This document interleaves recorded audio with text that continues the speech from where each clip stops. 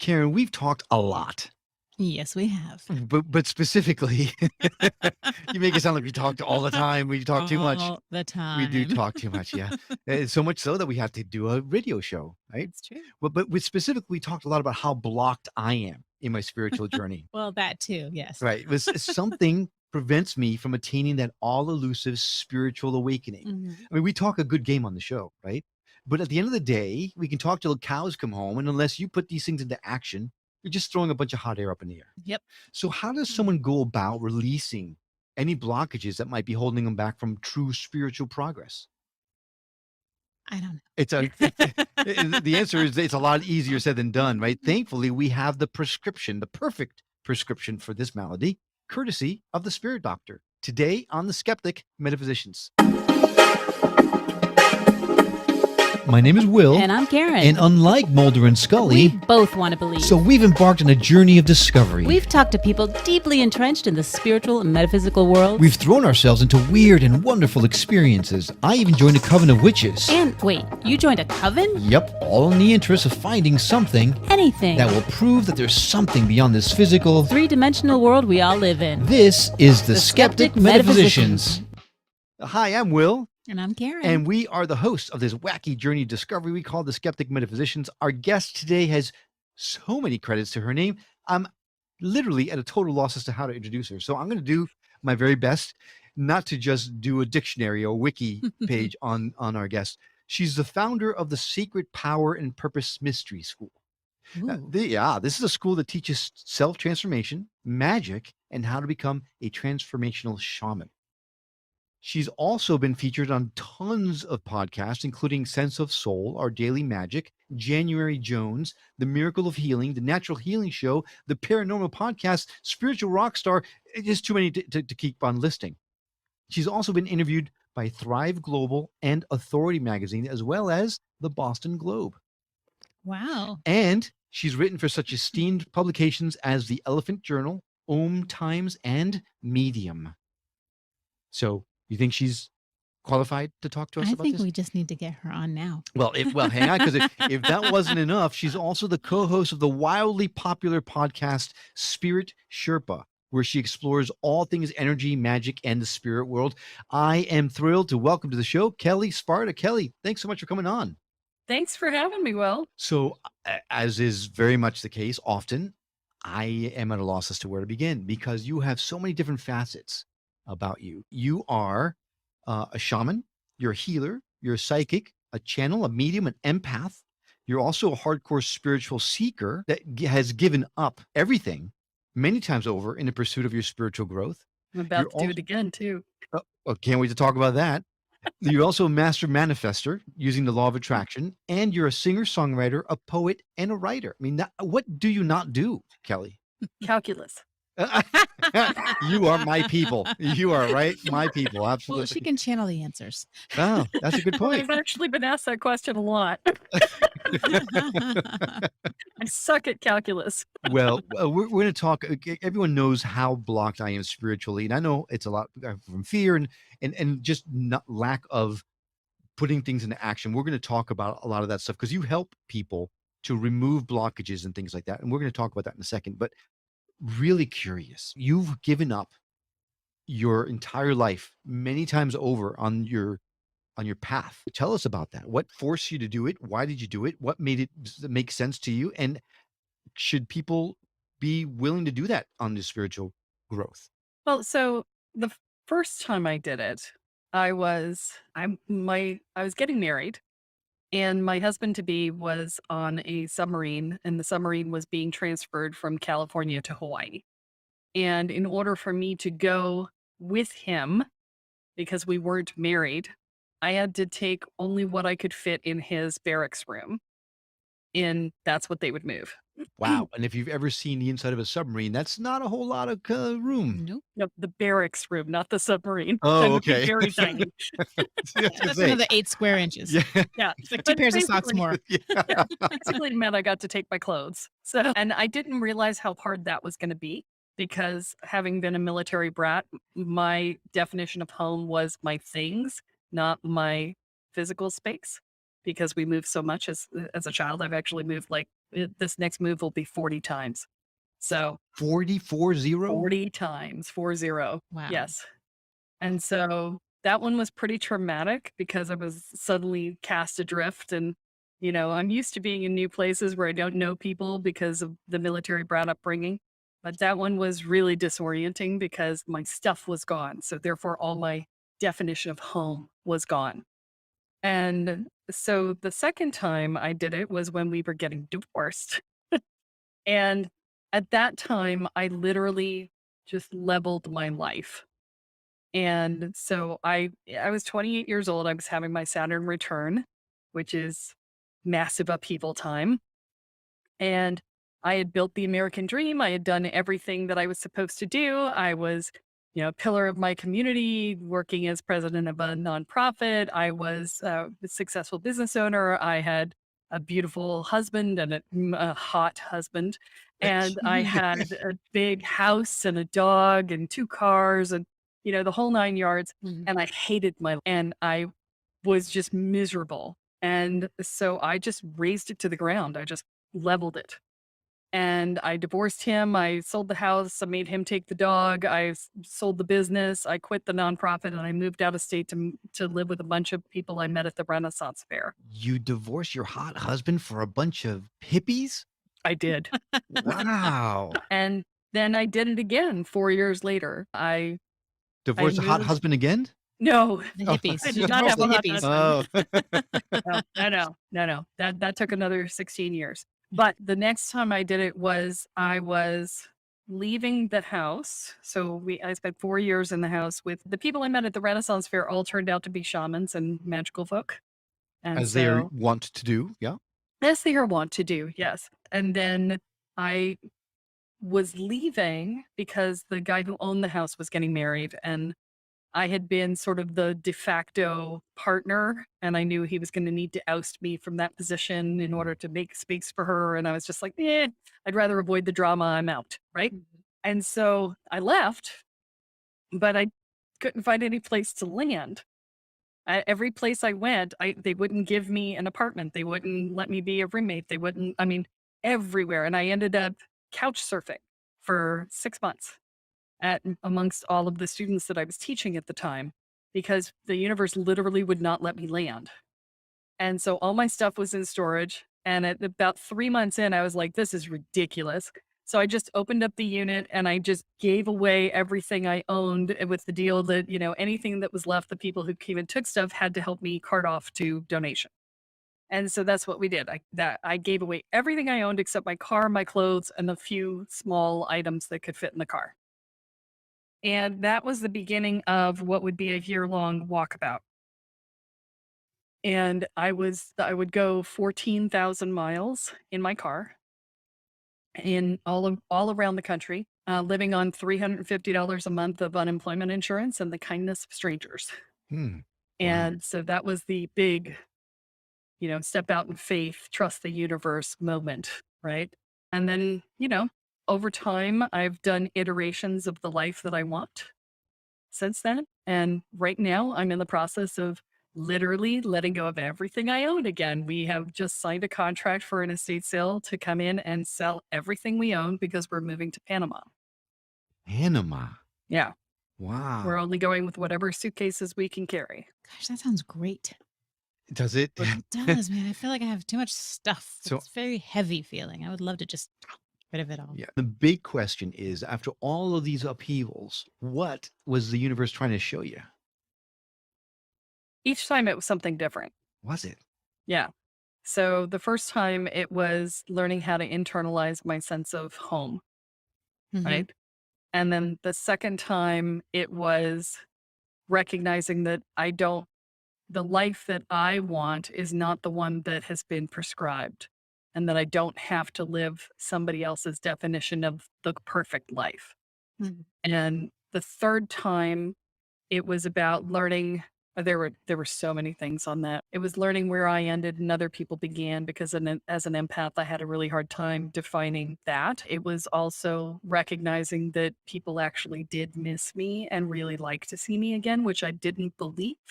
because when I was a child, my mother had always encouraged me to look forward and not back. And so I never kept in touch with anyone from station to station.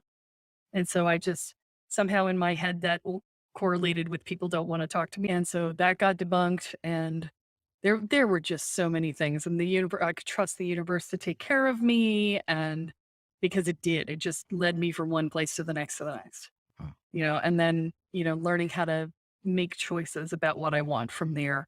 Because there's a couple of steps that you learn when you're on walkabout. The first one is you learn how to trust the universe. But the way that you get off of walkabout is by stepping up and saying, okay, I'm going to make a choice now rather than surrendering entirely. And then the next stage of that journey is learning how to balance what you want with where the universe is leading you and to come into flow around the balance of those two things, to be in partnership with the universe rather. When you first surrender to the universe, you're in parent child. It's like, okay, you take care of me and I will do what you tell me. I'm a little baby bird, come feed me, right? And then over time it evolves into, okay, I'm going to make a choice now and I'm going to trust that you're going to help me out. And it evolves the relationship from parent child to partner. Hmm. And which is more difficult? Giving everything up and just surrendering, or giving up that, like being cared for by the universe and starting to make choices again? Like going in or going out of that? They're both challenging for different reasons. I think the initial surrender is probably the hardest because you're pretty hardcore in control, Mhm. right? You're like, I gotta know what the next thing is, and I got a plan and a backup plan and a backup plan for my backup plan, and I can't do this because I don't know what's coming next. And I feel right? so seen. Yeah. So the surrender piece is pretty hard from that place. Mhm. But yeah, but stepping out of it is challenging too because it literally causes the flow to go. Mm. And it took me 10 years after the walkabout where I made a choice for me to realize that I didn't screw it up when I made the choice, that I had actually done exactly what I was supposed to. Mhm. I just, because it was such a harsh shift out of the flow of surrender into this sort of space that I hadn't learned to navigate, that and I was literally left sitting there going, okay, now what? Right? Mm. Because I was no longer in that path. Oh. And so for a long time, I thought I'd screwed it up. Oh, I was doing just fine. And then I screwed it up. It was only later that I realized, no, that's exactly what was supposed to happen. Mhm.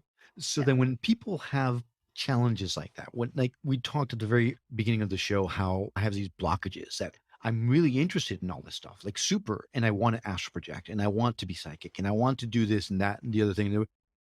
And I do a show about this stuff and I talk to people like you who are experts in this kind of thing. And then I'm like, yes, I'm going to do it. I'm going to do it. And then I just sit and watch TV.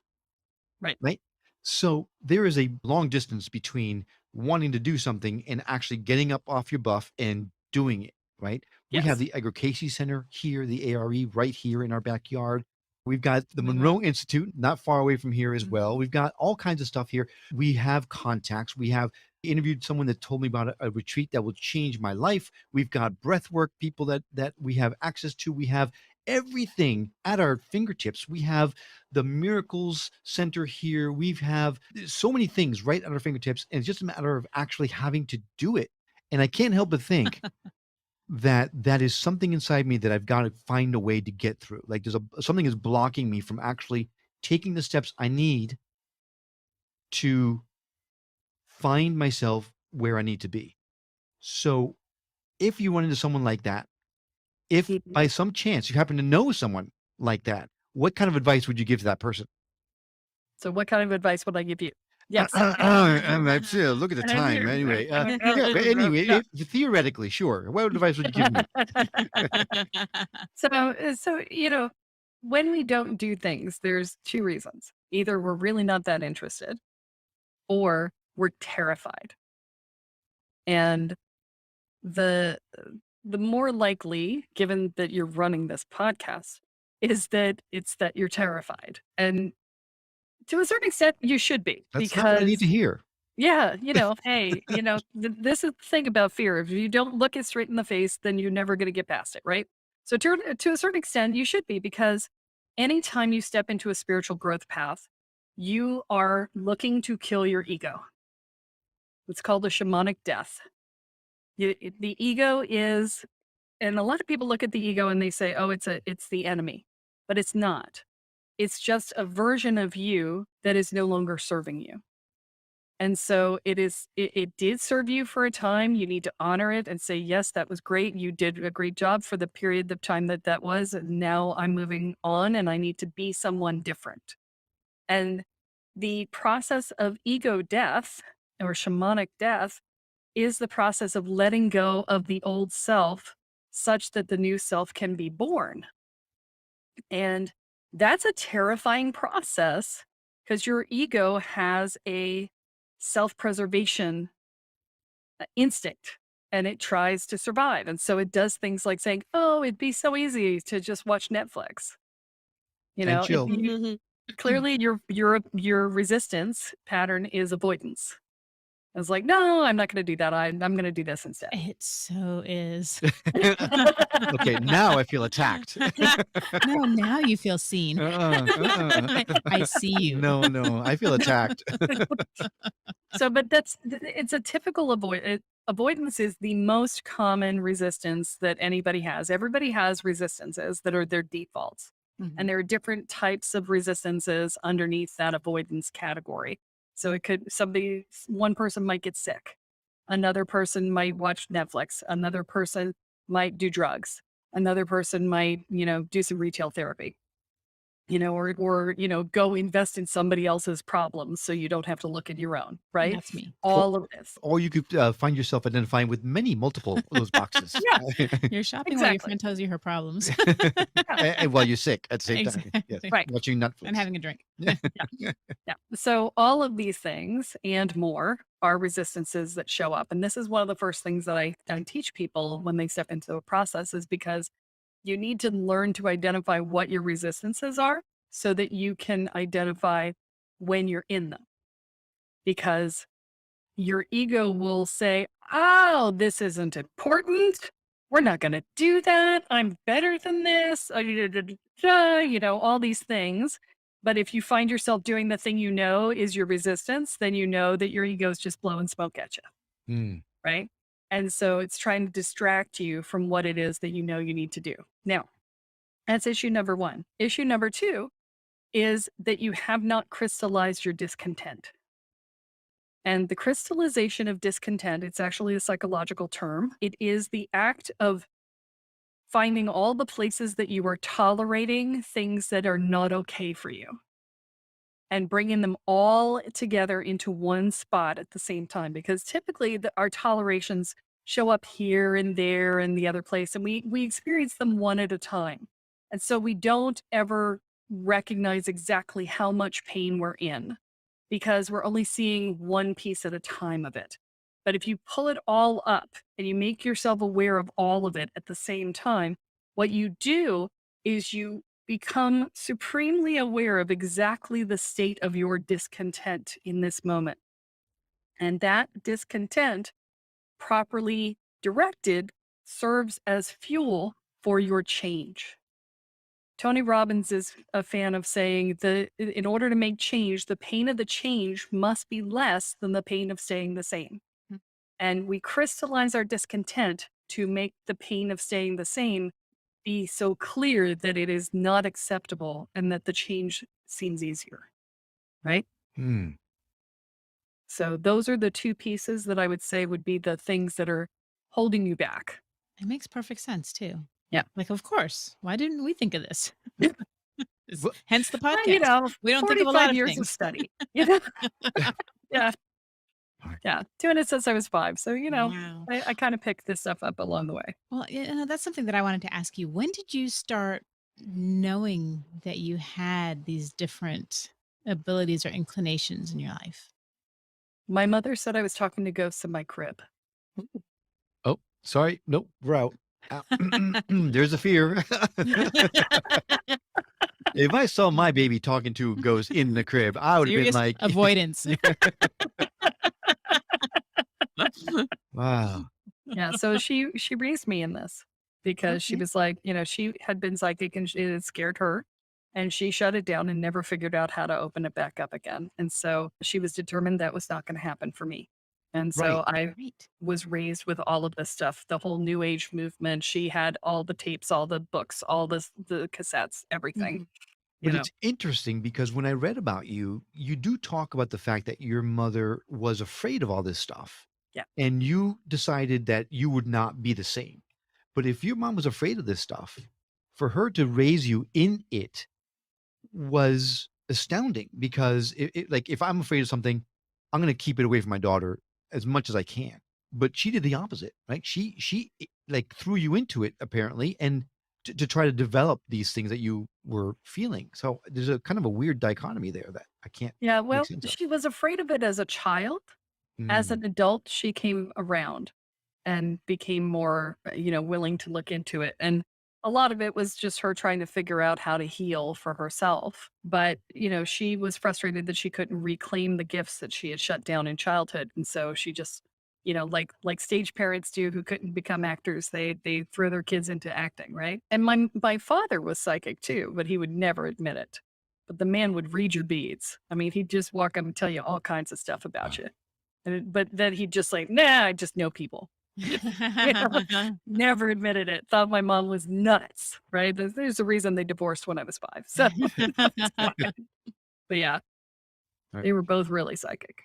Wow.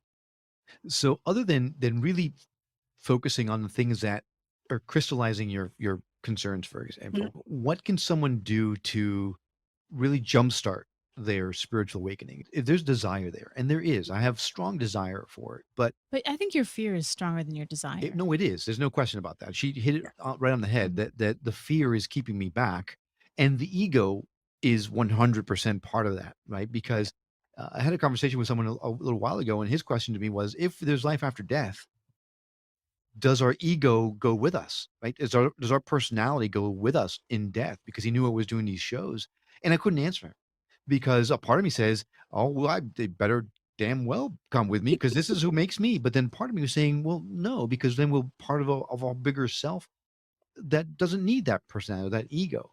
So, Well, the answer is both. So, okay, so that's where I yeah.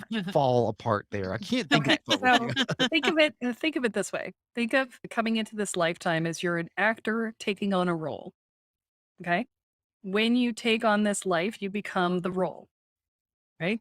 And when you die, you go back to being the actor.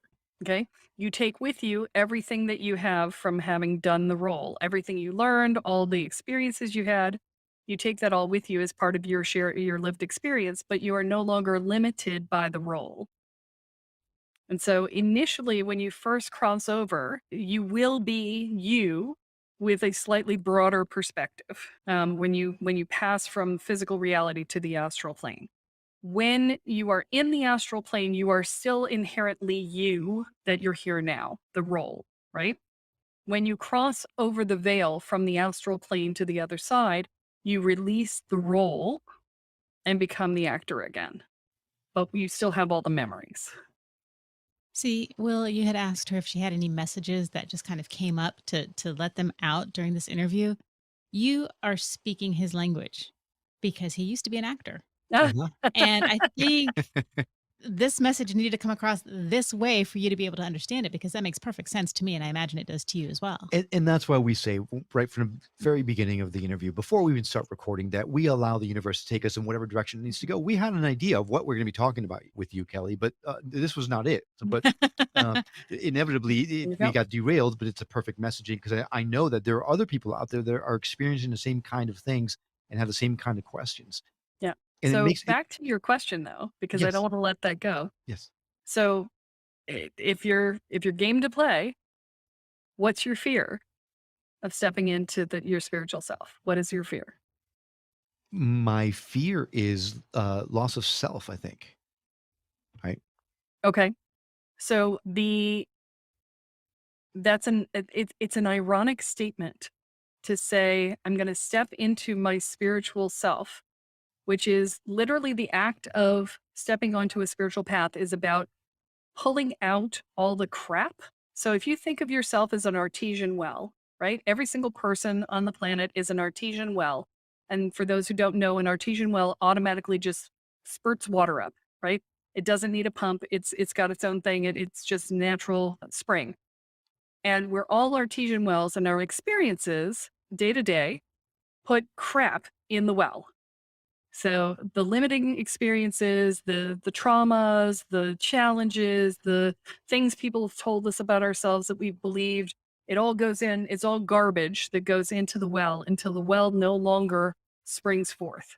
And it's just now, it's all this stuff is holding the well down, and the only water that's available to us is the rainwater that's caught by the garbage. Okay. Hmm.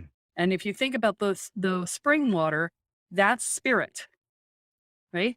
And so all a spiritual path is taking the garbage out of the well until spirit can spring forth. And in actuality, you're uncovering yourself. It is an act of uncovering the authentic you. And it is who you have always been and who you will always be. And so it's not an actual loss of self, it's a recovery of self. Hmm. You have a beautiful way of explaining things that give the perfect visual and the greatest allegories. But the show's name is The Skeptic Metaphysician, so I've got to ask the question, right? Knock yourself out. You've got a lot of information that you're bringing out that makes a lot of sense, Mhm. but how do you know? I mean, is there my biggest fear growing up was once you die, it's it. You're in black. There's nothing else after that. And the fear of no longer existing was paralyzing to me. Now Right. you're saying all these things which are wonderful to hear, but how do you know that this is that, the artesian well and all that kind of stuff? Well, for one, I've done the work myself, right? So I've cleared out my well, and go figure, it was amazing, right? Hmm. So I'm on the other side. I know I'm still, I still pull things out every now and again, but for the most part, my well is good, right? And I've spent my life doing that. And so I know from that, from experience and from other people that I've known who have done it. And then as far as what happens when we die, I talk to people on the other side, and, they tell me. And even if that were not true, I'm going to share with you something that Shelley Campbell told me. She's the author of The Wealthy Spirit. She's a card. I love her. And you guys should really talk to her. She's amazing. We'd love And to. I'll hook you up. And she said to me, she said, look, she said, the things that you cannot know, there's no way to possibly know. You can believe things that scare you, or you can believe things that make you feel better. And in the end, you can never know. So why not choose to believe the things that make you feel better? Yeah. And I was like, well, shit, yeah, why You, not? we've got to get Shelly and Karen together because I can't tell you the amount of times she said the exact same message to me, for God's sakes. Yep. Yeah. Well, yeah. So when you've had childhood trauma, which I assume you have since you're having these things, our brains are taught, trauma changes the way your brain works. And part of the challenge of stepping into this work is learning how to reprogram your brain to operate on a more healthy fashion. Because our default is everything's going to hell in a handbasket, Hmm. and it's going to happen anytime, right? You're constantly in a state of anxiety and fear and worry and dread and self-doubt and inner and outer judgment, and your monkey mind is screaming at you 24/7. And it's no wonder you can't grow because your brain is too busy worrying about the sky is falling, right? And that's literally, trauma literally changes the way the brain works. Now that can be undone. Okay. It's just a matter of shifting the energetics. It's a matter of shifting your perspective. It's a matter of shifting your habits. So instead of saying, what if all these horrible things happen? You have to learn how to say, what if all these amazing things happen? Right. And it's just changing the pattern and the pathway. And some of it's discipline and some of it's energetic, because when you have a challenged childhood, the other thing you do is you become an empath. You feel what other people feel. You become very good at reading other people, because it's literally part of your safety to be able to know if they're upset, right? And so the way you do that is by shoving your energy field out to the edges of the room or the building or the city or the world. And that puts everybody else inside your energy field, which allows you to monitor them on a regular basis, but it also means you have no defenses against them. And so you feel unsafe on a regular basis because you're Mm. constantly not you. You're everybody but you because you become second to everything else because that's how you keep yourself quote unquote safe. Wow, Kelly, you came on the show for me. You are here for me. Holy smokes. Yep. I never put two and two together like that, but absolutely it makes perfect sense. That energy field expanding. My entire life, I've not felt like my mom calls me the chameleon Yeah. Well, you because call yourself that. because my mom called me all the time. It's been programmed into me because you're right. I gauge a room, and the big joke is my parents are Cuban. I was born in Puerto Rico. I was raised in Connecticut. I had an Argentinian uncle. So if I'm in a room full of Cubans, well, my parents are Cuban.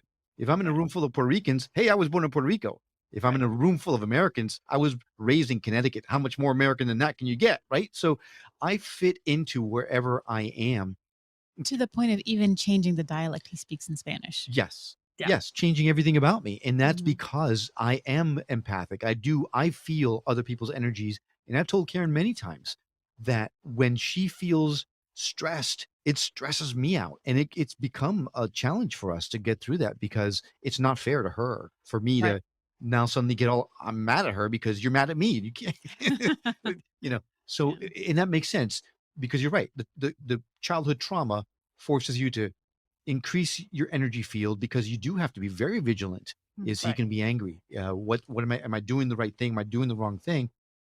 So it becomes a part of you. That's astounding. And I don't know how I didn't think about that before.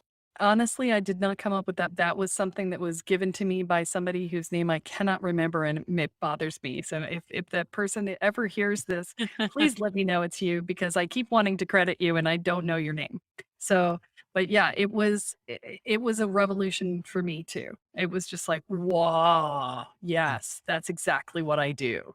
And I had the exact same thing. I was a chameleon. I actually got called on it once. I went to a party that a friend of mine had set up, and she was like, okay, we'll go together. And then at the last second, she bailed and said, oh, but you need to go because they're expecting you.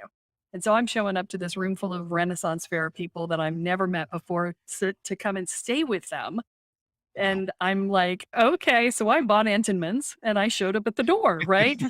And I walked in and I did what I do. I blended, right? I adjusted my energy field. I made myself feel like I felt like everybody else and I just assumed that I was part of the group. And like an hour later, somebody looked at me and said, "Wait a minute." And I was like, "What?" And they said, "You have only been here for an hour. We have been friends for 10 years. You feel like you have been part of the group for the entire time. How did you do that?" Magic, witchcraft. I didn't have an answer. I went, "Ancient Chinese secret." That is the perfect answer. Had no idea. It's stole from Calgon, right? I just like, have no idea the answer to that question because it was just how I was. And, I can connect with people from a lot of different places, but I'm always inherently me. I'm no longer somebody different to each person. So I assume that you help people with that kind of thing Like because that's I'm exactly assuming it. this is something that can be fixed, for lack of a Yeah. better word. Yeah. That's what I did for me. That's what I teach other people how to do. I actually teach people how to do it faster than I did it because it took me like 25 years. Longer. And It's one yeah, class. no time at all really. And the biggest problem with spiritual work is that there's no freaking curriculum, right? And you have no idea what you're supposed to do in order to fix the problems that you have. And most of the time, you can't even name what the problems are because they're just so part of you that you're like, oh, that's a problem. I didn't even know that was a problem. What do you mean that's a problem? Right. Because when I was a chameleon, I was like, no, that's great. I can fit in with anybody. It's awesome for me, blah, blah, blah. But no, I didn't recognize that it was me not being me. Right. And so, every problem has a gift, every gift has a problem. And so you just have to be able to recognize it and decide what you want as you move forward. So yeah, that's what I do. And I shorten the distance because about 9/10 of the time that you spend doing any of this work is try to figure out what the problem is, name the problem, and then find a solution for it. And so I take away all of that part of the search. And so I get things done in a tenth of the time with my students. So my 25-year journey is like 2.5 years. Wow. So it's really an accelerated path. That's fantastic. Yeah. Yep. Now you've got a book that's coming out. You. Yeah, it's out. It's out, right? Is It's that out. is that the Overachievers Guide? Yes. Okay. So it's called the Overachievers Guide to Nailing Your Spiritual Growth in Record Time, and that is exciting to me. So tell me about the book. Well, it's the curriculum. Remember I said there's no curriculum? I wrote it. I got tired of Yay! there being no curriculum, so I wrote it. Now there It's is. now there is, right? It is the overview of how we heal first, and then how we grow, right? And so it goes through the stages of healing, and those stages are the very first stage is what we were just talking about, which is freeing up bandwidth, basically, because you've got to find a sense of emotional and energetic safety, right? Because until you do, you're spending all your time going, what's coming? What's coming? What's coming? What's going to be next? I don't know. I don't know. I don't know. Right. And so when you spend all your time doing that, you have no energy to do anything else. And so that's the very first step. And then the second step is to solidify your sense of self, which is also your personal power, your energetic container, right? And that's about claiming your space and setting your boundaries and owning your power and internalizing your sense of value so that you don't have to ask for validation from others and learning how to love yourself. And by the way, love yourself does not mean high self esteem. It means I am lovable when I'm doing nothing. I am, Yeah. but only when I'm doing nothing. No comment. and then the third step is doing the shadow work that everybody tries to make their first step. It's unwinding all the stories and the buttons and the triggers and the things that send you from 0 to 150 in 5 seconds flat, right? It's unwinding all of that so that you can learn how to just be and be peaceful and not constantly be like, what's coming? I don't know, right? And once you've done that, then you can actually start to expand and to grow and to evolve. And yes, you'll do some more shadow work along the way. You're never done with your shadow work, but it becomes fewer and further between the further along the path you get.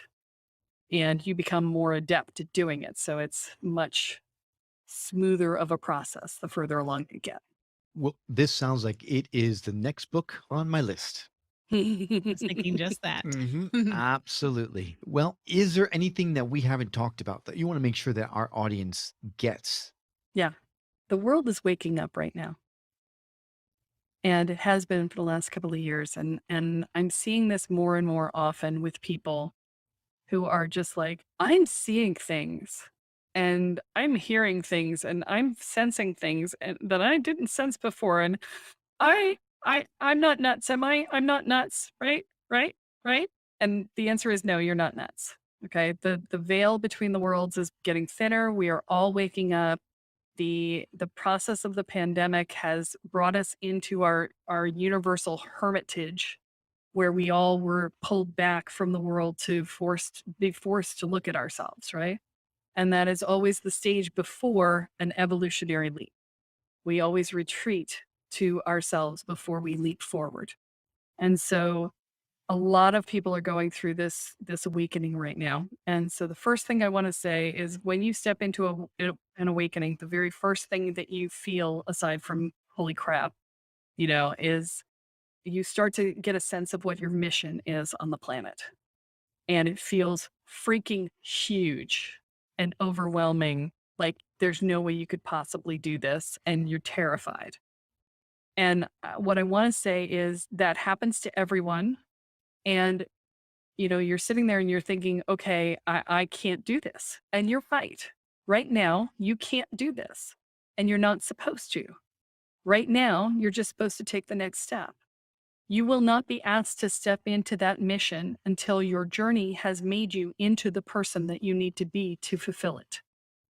And speaking as the person who 25 years ago stepped in and went, holy crap, because my mission seemed freaking huge. And 25 years later, I'm going, yeah, I could do that.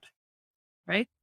So the journey gets you to the place you need to be in order to fulfill the mission. So let go of the worries about, can I be that person? That's not your problem right now. Your problem right now is to just take the next step. Okay. And just have faith that the journey will get you there.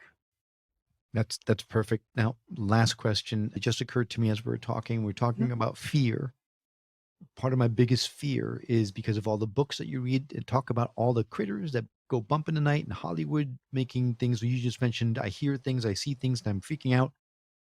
Part of my fear is that there are entities out there that I may not want to be in contact with, that may freak me out if I happen to see them. Is there anything to fear? Yes. Darn it. Man. Sorry. Not what we were hoping for. I'm sorry. So here's the thing, right? And this is the other piece that I talk to people about, is that as you're awakening, the very first thing you want to do is not to master your gift. The very first thing you want to learn how to do is how to turn it off. Because if you know how to turn it off and you know how to turn it on, then you are not at its whim. You are not subject to it. You are not a victim of it. And you can confirm for yourself that you're not nuts. Right. And so it then becomes a gift, and it becomes a choice as to engage it or not in that moment.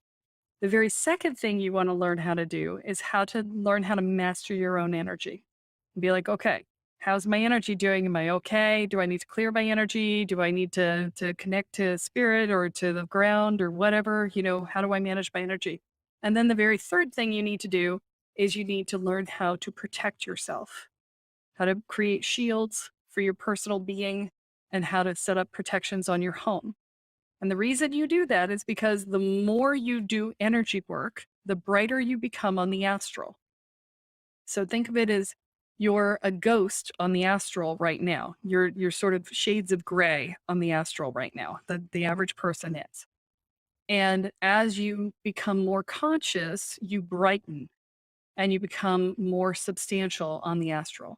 And then things on the astral will start to interact with you. And just like if you were walking through a city, there are good neighborhoods and there are bad neighborhoods. And just like in the city, there are people who will help you and there will people who will mug you, right? And it's the same. We put a lot of extra angst onto it because it's something we don't see, right? That it's not we're not fully cognizant of that space yet. And because horror movies, yay. Exactly. Yeah. But in actuality, there are things that go bump in the night, just like there are people who go bump in the night here, right? And the likelihood of running into them is directly proportional to how much energy you spend doing energy work and how little protections you have, right? That's why one of the very first things that happens when people sign up for my programs is I put a protection sign on them. I put a sign on the astral that says, mess with this person, you're messing with me. Check with the grapevine before choosing and choose wisely, right? Because I will fuck you up, right? So yeah. We found the title to the show, to the episode. But I put that up only until the students can protect themselves, because ultimately they need to protect themselves. Mhm. I'm not going to be around forever. I'm not going to be able to protect every single person who ever comes through my programs in perpetuity.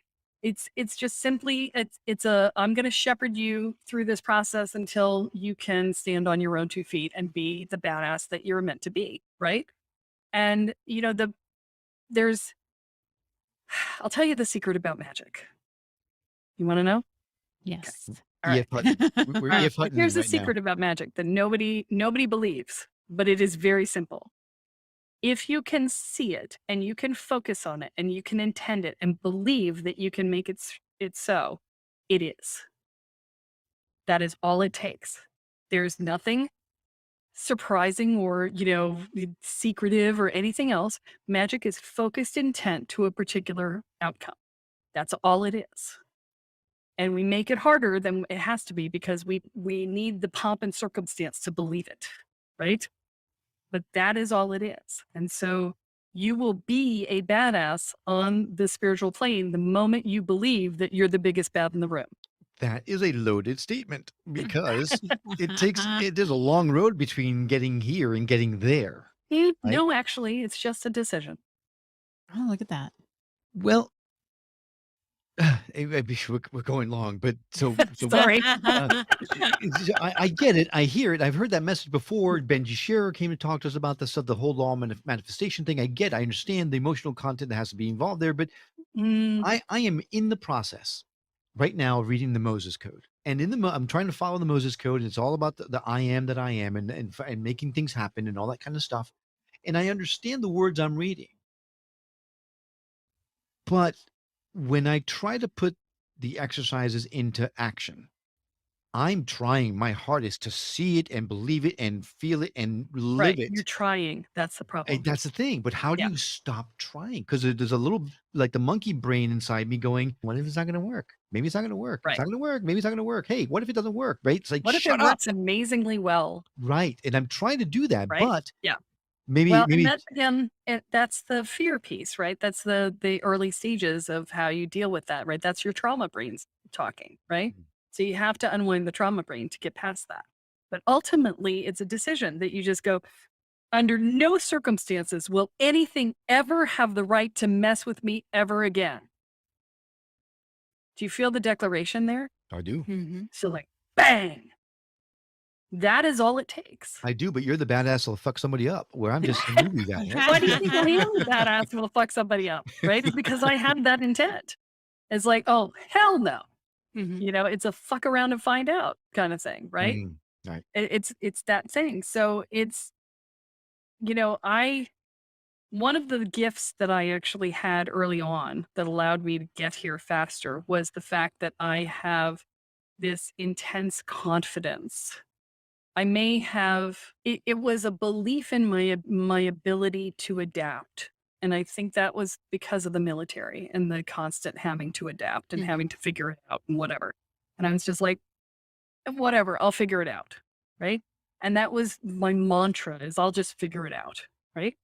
And because I got so good at figuring it out, I was just like, yeah, I got this. And even when I didn't have it, I would tell myself I had it. Right. So we're in Italy in 2015 and we're on our honeymoon and we're on a bus that we don't speak Italian. He doesn't speak English. And I'm trying to figure out where we're going. And I'm like, Poggi Bonzi, Poggi Bonzi. And he's like, yeah. I'm like, are we there yet? I keep thinking we're going to miss it. We're going to miss it. I keep bugging him. And he finally, the minute we pull into Poggi Bonzi, he doesn't drop me at the station. He drops me at a traffic circle. And in like just a traffic circle, right? And so we're having to walk away to some, you know, restaurant that also doesn't speak English because they didn't take us to the station because I irritated him, right? And I'm sitting here and I'm like, okay, we don't speak English. My husband is having a minor heart attack behind me because he's like, oh, what are we gonna do? I'm like, yeah, I'll figure it out, right? And then I just went to the biggest guy I could find because they're always the ones who like to protect people. And I went, Stazione. And he's like, oh, no. I was like, I don't speak English, right? And he's like, oh, do it, and then a whole lot of Italian. And then he's like pantomiming going underneath something and around and whatever. And my husband looks at me, he's like, what? I said, I think we go 2 streets down, take a left, and then we go under something. I don't know what. He's like, what if we get lost? I'm like, well, ask somebody else. It'll be fine. It's figure outable, right? Yeah. Right.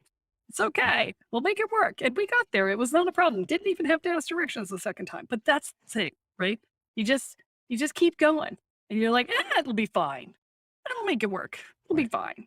So at the end of the day, it'll be fine. It'll be fine. It'll The be fine. universe looks out for you. You live a charmed life. You just don't acknowledge it most of the time. Well, your book is The Overachiever's Guide to Nailing Your Spiritual Growth in Record Time. I am definitely going to get a copy of that as soon as possible. I encourage everyone who's listening to do the same thing. Kelle, you are fascinating. It's been an amazing time talking with you today. So thanks so much for coming on the show today. Thanks for having me. Now, we're going to put direct links to your website and all your social media platforms in our show notes. So all you need to do is go to skepticmetaphysician.com, go to our episode page, find Kelle's episode, and you will see all of her information right there. It's just a click away. You can just contact her, connect with her immediately just by clicking on the link. So again, thanks for coming on the show. My pleasure. Thanks for having me. This was a blast. Yeah. I knew it would be. We did too. And thanks for coming along on this journey of discovery with us. Hey, we'd really love it if you do us a huge favor and help us get the show into the hands of those that would really benefit from it. If you know of anyone that you think would enjoy our conversations, please share the show with them. And if you're listening to this on the radio and miss anything, not to worry, all of our shows, including this one, can be found at skepticmetaphysician.com, where you can also watch the videos or even send us email or voicemails directly from the site. We absolutely love feedback and would appreciate hearing from you. So I hope you've enjoyed the episode as much as we have. That's all for now, but we'll see you on the next episode of The Skeptic Metaphysicians. Until then, take care.